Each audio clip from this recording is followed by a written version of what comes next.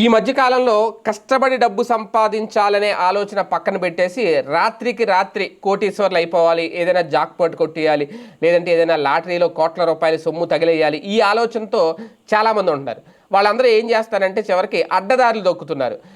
చోరీలు చేయడం, ఏటీఎంలు ఎత్తుక్కోవడం, బ్యాంకుల్లో చోరీలు చేయడం, సినిమాల ప్రభావం కూడా ఎక్కువగా ఉంటుంది. అలాగే ఇది ఎంతవరకు వచ్చిందంటే ఒక సచివాలయానికి సంబంధించిన సెక్రటరీ, సచివాలయ కార్యదర్శి అదే ఆలోచన వచ్చింది. ఈ లక్కీ భాస్కర్ సినిమాని చాలా ఆయన ఇన్స్పిరేషన్గా తీసుకున్నాడట.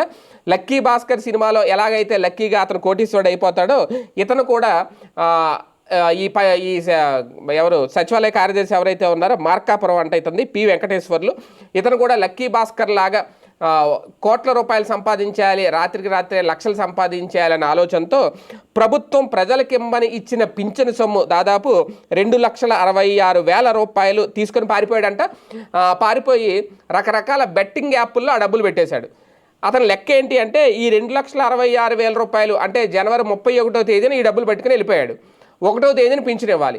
ఈ నైట్ యాప్ల్లో పెట్టేసి దీన్ని ఒక 10 లక్షలు సంపాదించేసుకొని ఈ 2,26,000 మళ్ళీ యథావిధిగా 2,66,000 వీళ్ళకి పనిచేసి మిగిలిన డబ్బులు ఇతను జోబులో వేసుకోవాలనుకున్నాడు. ప్లాన్ అయితే అద్భుతం. లక్కీ భాస్కర్ లాంటి సినిమా కాబట్టి సక్సెస్ అయింది. ఇక్కడ ఎలా జరుగుతుంది, ఇతను ఎప్పుడైతే ఈ డబ్బులు పెట్టాడో 10 లక్షల మాట దేవుడికి ఉన్న మొత్తం డబ్బులు అయిపోయినాయి, మొత్తం జీరో అయిపోయింది. దీంతో ఇప్పుడు ఏం చేయాలో అర్థం కాలేదు. ఈ నేపథ్యంలోనే మొత్తానికి అతన్నైతే పట్టుకున్నారు. పోలీసులు కూడా అతన్ని మీద కేసు నమోదు చేస్తే ఇమీడియట్గా వాళ్ళ బంధువులందరూ వచ్చి ఆ డబ్బులు అయితే చెల్లించారట. అందుకని అతన్ని ఒక హెచ్చరించి మాత్రం వదిలిపెట్టేశారు.